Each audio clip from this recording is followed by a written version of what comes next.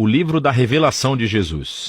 O autor desse livro, cujo nome original não é Revelações, é nomeado no começo. Foi escrito por João, que poderia se referir ao discípulo amado que escreveu o Evangelho e as cartas de João, ou poderiam ser um João diferente, um profeta judaico messiânico que viajou e ensinou na igreja primitiva.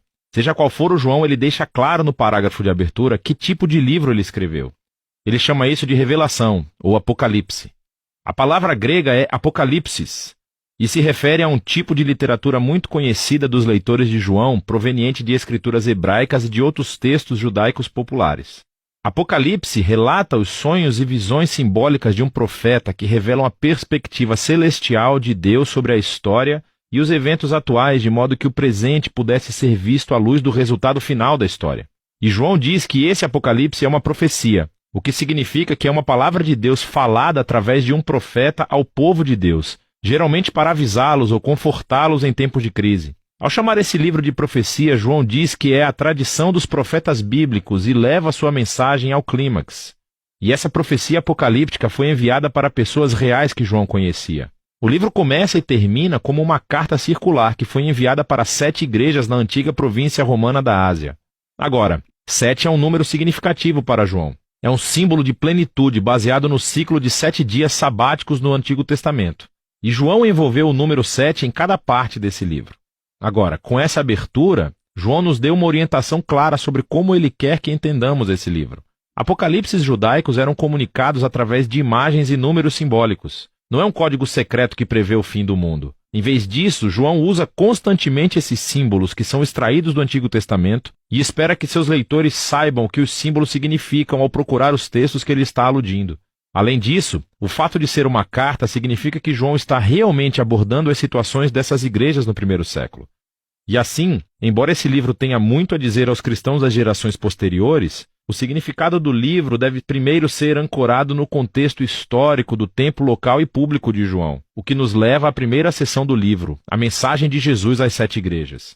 João estava exilado na ilha de Patmos e ele teve uma visão do Jesus ressuscitado sendo exaltado como Rei do mundo. E ele estava em pé, entre 7 luzes acesas.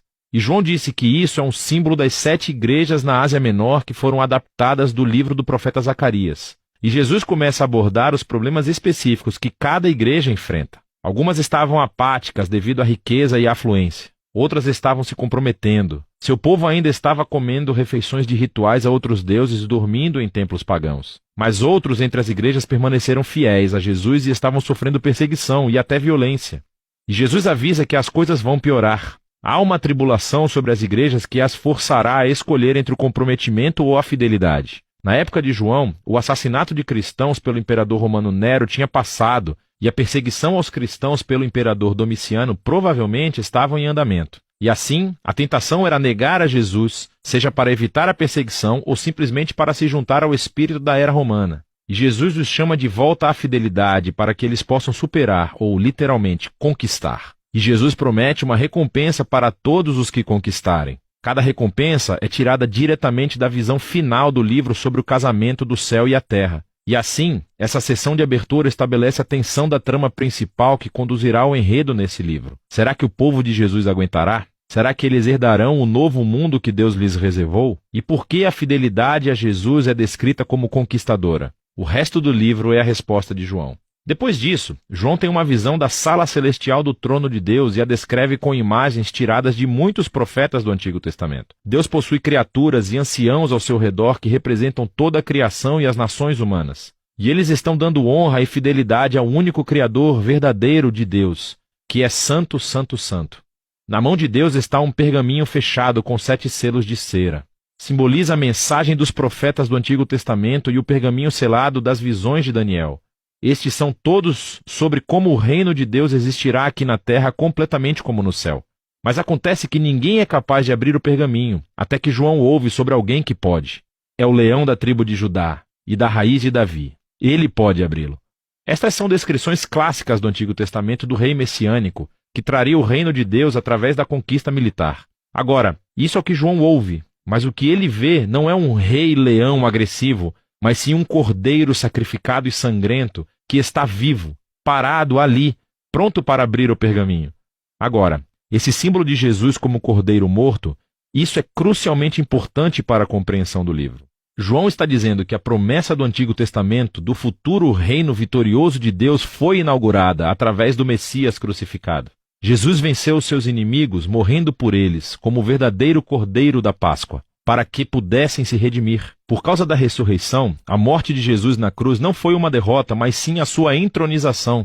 Foi a maneira como ele conquistou o mal. E assim, essa visão conclui com o Cordeiro ao lado do que está sentado no trono. E juntos eles são adorados como o único e verdadeiro Criador e Redentor. E o Cordeiro morto começa a abrir o pergaminho. É um símbolo da sua autoridade divina para guiar a história até a sua conclusão. O que nos leva à próxima seção do livro. Os 3 ciclos dos 7. 7 selos, 7 trombetas e 7 taças. E cada ciclo relata o reino e a justiça de Deus vindo aqui na terra como no céu.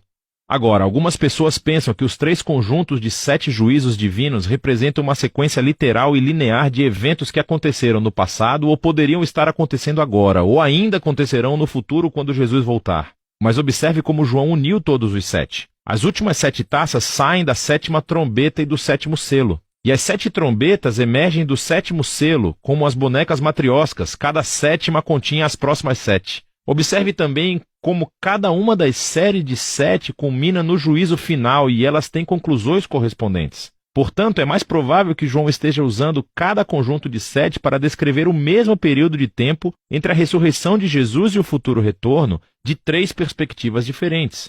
Então o Cordeiro morto começa a abrir os primeiros 4 selos do pergaminho. E João vê 4 cavaleiros. É uma imagem do livro de Zacarias, capítulo 1. E eles simbolizam os tempos de guerra, conquista, fome e morte. Em outras palavras, um dia tragicamente normal na história humana. Então, o 5º selo descreve os mártires cristãos assassinados diante do trono celestial de Deus, e o grito de seu sangue inocente sobe diante de Deus como fumaça do altar do incenso. E eles são instruídos a descansar, porque mais cristãos ainda estão para morrer. Não nos disseram o porquê, mas nos dizem que não durará para sempre. O 6º selo é a resposta final de Deus ao seu grito. Ele traz o grande dia do Senhor, que foi descrito em Isaías e em Joel. E as pessoas da terra gritam: quem é capaz de suportar? Então, de repente, João faz um intervalo para responder essa pergunta. João vê um anjo com um anel de sinete vindo para tocar uma marca de proteção nos servos de Deus que estão suportando toda essa dificuldade. E ele ouve o número daqueles que são selados, 144.000. É um censo militar como o do livro de Números, capítulo 1. Existem 12.000 de cada uma das 12 tribos de Israel. Agora, preste atenção.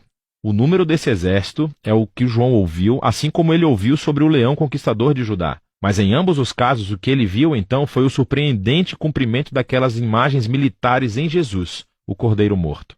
Então, quando ele vê esse exército messiânico do reino de Deus, é composto de pessoas de todas as nações, cumprindo a antiga promessa de Deus a Abraão. É esse exército multiétnico do Cordeiro que pode estar diante de Deus, porque eles foram redimidos pelo sangue do Cordeiro. E agora eles são chamados para conquistar, não matando seus inimigos, mas sim sofrendo e testemunhando como o Cordeiro. Depois disso, o 7º e último selo é quebrado.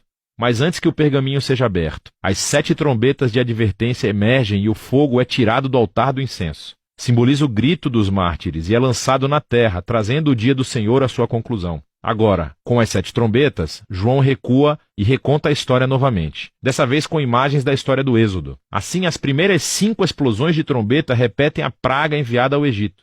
Então a 6ª trombeta solta os 4 cavaleiros que vieram dos primeiros 4 selos. Mas então, João nos diz que, apesar de todas essas pragas, as nações não se arrependeram, assim como o faraó não fez na história do Êxodo. Assim, parece que o julgamento de Deus não fará com que as pessoas se arrependam antecipadamente. Então João pausa a ação novamente com outro intervalo. Um anjo traz o pergaminho não selado, que foi aberto pelo Cordeiro. E assim como Ezequiel, João é instruído a comer o pergaminho e depois proclamar a sua mensagem às nações. Finalmente, o pergaminho do Cordeiro está aberto e agora vamos descobrir como o reino de Deus virá aqui na terra. O conteúdo do pergaminho é escrito em 2 visões simbólicas. Primeiro, João vê o templo de Deus e os mártires junto ao altar, e é instruído a medir e separá-los. É uma imagem da proteção tirada de Zacarias, capítulo 2. Mas então, as cortes externas da cidade são excluídas e são pisoteadas pelas nações. Agora, alguns pensam que isso se refere literalmente a uma destruição de Jerusalém, que aconteceu no passado.